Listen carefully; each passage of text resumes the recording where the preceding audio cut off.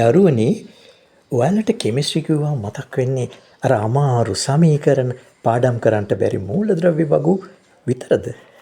ගොඩාක් අය කියනවා කෙමිස්ට්‍රි කියන්නේ හරිම අමාරු විෂයක් කියලා. හැබැයි මම කියන්නේ ඒක මැජික් එකක් කියලා. ඔබ දන්නවද මේ වීඩියෝ මාලාවෙන් මම ඔයාලට කියලා දෙනවා අමාරු රසායන විද්‍යාව ලේසියෙන් ගොඩ දාගන්න පුළුවන් සුපිරි ටිප්ස් ටිකක්. ඇයි අපිට මේක අමාරු වෙන්නේ?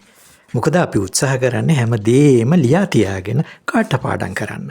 රසායන විද්‍යාව කියන්නේ එහෙම කටපාඩම් කරන විෂයක්ම නෙවෙයි. අවබෝධ කරගත යුතු එකක්. අපි ඒකේ රිද්ම් එක අල්ලගත්තොත් අන්න ඒක තමයි ලකුණු ගන්න තියෙන ලේසිම විෂය. ඔබ පාසලට හෝ පන්තියට යන විට එදා ඉගෙනීමට නියමිත විෂය කරුණු පිළිබඳ පූර්ව දැනුමකින් යන්න.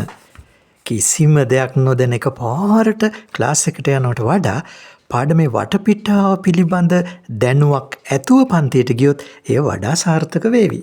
ඉගෙනීමේදී අඛණ්ඩව විෂය කරුණු ඉගෙන ගන්න ඕනේ. ඒ අතර හිදෙස් නම් තියාගන්න එපා. ඒ කියන්නේ අසම්පූර්ණතා තියාගන්න එපා. කොටින්ම A to Z ලෙස සම්පූර්ණයෙන් විෂය කරුණු දැනුවත් වෙන්න. එතකොට ආත්ම විශ්වාසය ගොඩ නැගෙනවා. සක්‍රියව ඉගෙනීමේ යෙදෙන්න. ඒ කියන්නේ what කියනවට වඩා why කියන එකට මුල් තැන දෙන්න.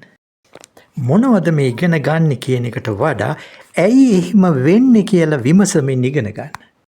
දිනේ අවසානයේ පසු විපරමේ යෙදෙන්න.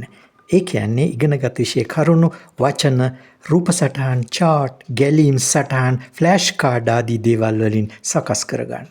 හැම දිනයකම අවසානයේ ඉදින් ඉගෙනගත් කරුණු සාරාංශගත කරගන්න ඕනේ. ඉතින් මේ ටික මුලින්ම කරලා බලලා ඉන්නකෝ. ඉතිරි ටිප්ස් ටික මා පසුව කියා දෙන්නම්. ආයුබෝවන්.